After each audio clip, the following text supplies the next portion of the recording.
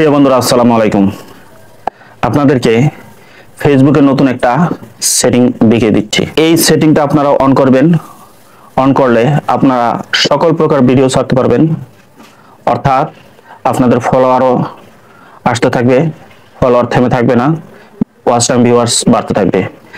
এই সেটিংটা এখনই আমার ভিডিওটা দেখে অন করবেন, কারণ এই সেটিংটা যখন অন করবেন, যেমন আপনি ভিডিও করেন, ব্লগ ভিডিও করেন, রান্না বান্নার ভিডিও করেন, ডিজিটাল ক্রিয়েটর ভিডিও করেন, ট্রাভেলস ভিডিও করেন, এক ক্যাটাগরি ভিডিও করেন, কিন্তু আমি যে সেটিংটা দেখে দিচ্ছি এই সেটিংটা অন করেন, আপনি ট্রাভেলও করতে পারবেন, রান্না বান্নাও করতে পারবেন, অর্থাৎ অল ভিডিও করতে পারবেন, শুধু নেগেটিভ বাদে নেগেটিভ কোনো ভিডিও করতে পারবেন না।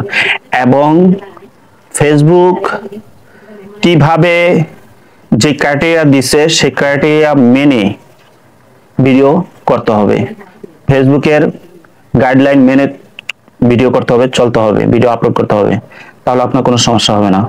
অর্থাৎ আপনি ব্লগও করতে পারবেন, ট্রাভেলও করতে পারবেন, রান্না বান্না করতে পারবেন, অ্যাক্টর মানে এই অভিনয় ভিডিও করতে পারবেন, মোটিভেশনাল ভিডিও করতে পারবেন, সমস্ত কিছু করতে পারবেন। তাহলে আর কথা বাড়াচ্ছি না, চলে যাচ্ছি মোবাইলের মূল পর্বে।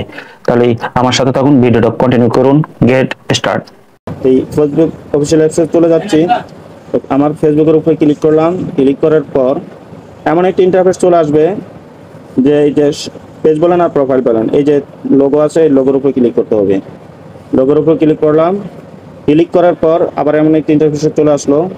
এই যে এখানে থ্রি ডট আছে, থ্রি ডট অপশন আছে, থ্রি ডট অপশন, এই থ্রি ডট অপশনে ক্লিক করতে হবে। ক্লিক করলাম। এখানে এমন একটা ইন্টারফেসে চলে আসলো। এই যে এখানে এডিট অপশন আছে, এই যে এডিট অপশন, এই এডিট অপশনে ক্লিক করতে হবে। এডিট অপশনে ক্লিক করলাম। ক্লিক করার পর সুন্দর করে স্ক্রল করে নিচের দিকে চলে আসবেন।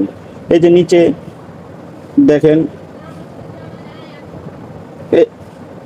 এই যে নিচে দেখেন এডিট ইওর অ্যাবাউট ইনফরমেশন, মানে ইনফো মানে ইনফরমেশন, এটার উপরে ক্লিক করতে হবে।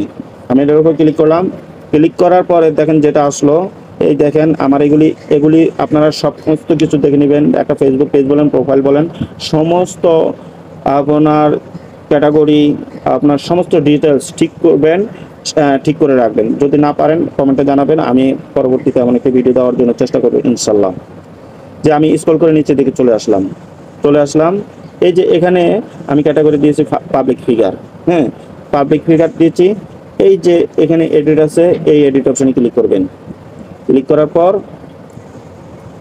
এই দেন সাজেস্ট ফিগার, সাজেস্ট, এখন সমস্ত কিছু আছে। আপনারা যদি দেখা গেছে অ্যাক্টর দেন, শুধু অ্যাক্টরই করতে পারবেন, আর্টিস্ট করলে আর্টিস্ট, ব্লগার, চিফে, কমেডিয়ান, তারপর designer, digital creator, entertainment, entrepreneur, যা দেন তাই ই করতে পারবেন, যেটা দিবেন সেটা করবেন। কিন্তু আমি যেটা করব সেটা হলো পাবলিক ফিগার। আমি দিয়ে রাখছি পাবলিক ফিগার। এই যে পাবলিক ফিগার দিয়ে রাখছি।